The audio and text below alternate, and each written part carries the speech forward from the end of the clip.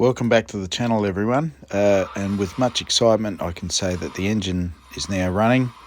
Many of our issues have disappeared, some new ones have appeared, but they're certainly easily dealt with. In this particular footage here, this was a week ago, and we fired up the engine, and the engine actually had a rear main leak. Something I pride myself on is not having oil leaks, but unfortunately for my own engine, this thing just poured out, so much so that it was actually pouring out of the bell housing.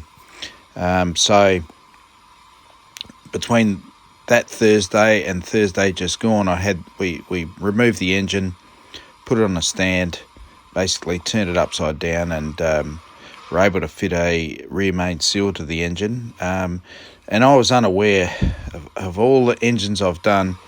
I was unaware that when you have a 400 main block, which we've never run before, and that block is a line bored or a line honed, that there is a special seal that you need to use. And again, I was educated by Brenton Bassett on this subject, and thanks to Brenton, we're able to fit the seal, and had a small oil pan leak as well. And as you can see in this next video, we fired it up. We resolved some fuel issues that we had. Basically, we just leaned the thing off quite a bit, and it seems quite aggressive and where I'd feel it should be. So without further ado, have a bit of a listen to this old girl and see what you think, and let us know. Righto, fuel in the hat. Ignition. Firing.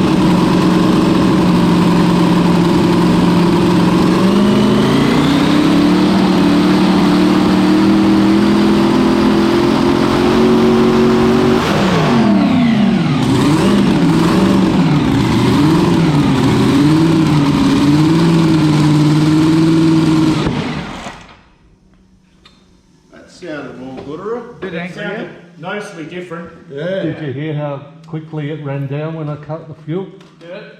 Okay. It sounded noticeably different. Not that I like. Okay, here's a data capture from our Motec data logger.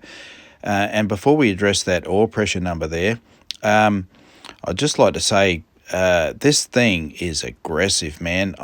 I can't believe you just cracked that throttle, and we're seeing over 9100 RPM. And if you look back at the video, I'm not using a lot of throttle. So this thing's going to be aggressive, and I can't wait to drive this thing. Now, this oil pressure issue, this one's easily fixed. And this is what's happened now that we've tightened up the lifter to bore clearance. It's got so much more oil pressure now. So easily fixed. We'll just access the pressure relief valve through the port that I welded to the side of the pan, and we'll reduce that amount of oil pressure to the engine and get it back to a happier number.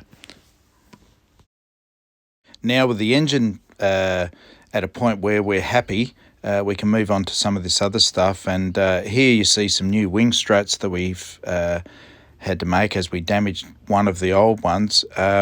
And I can't speak highly enough of Robbie from RMF. This lad's a boilermaker doing chassis work. And if you need chassis work done here in Adelaide, he's at Lonsdale. Absolutely brilliant. You won't be disappointed. Okay, to give you a bit of an idea, we've got 3 weeks till our first test session, and we've never erected the marquees that we've purchased. We don't know how they're going to attach to the transporter. We've got banners getting made. We've got lifting devices getting done for the front of the car when it comes in the transporter. There's so much happening. Waiting on some parts as well. So, but have no doubt we're pushing as hard as we can, and it's very important to us that we show up and look professional.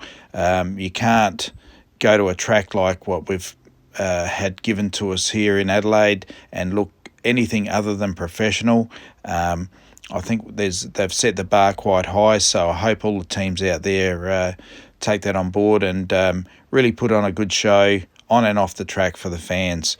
That track held its first event last night. It's called the Hog Rally. It was a bike event, and by all reports, everybody was wrapped, from spectators to the guys racing with the traction and the whole facility. I mean, I still pinch myself looking at the footage and the photos. So anyway, look forward to seeing you all out there, and if you can make it, and if not, keep your eye on these videos. We'll have lots and lots of in-car stuff and crew working on the car, bit of technical, bit of data. So yeah, keep an eye on us, and thanks again for watching the channel. Thank you.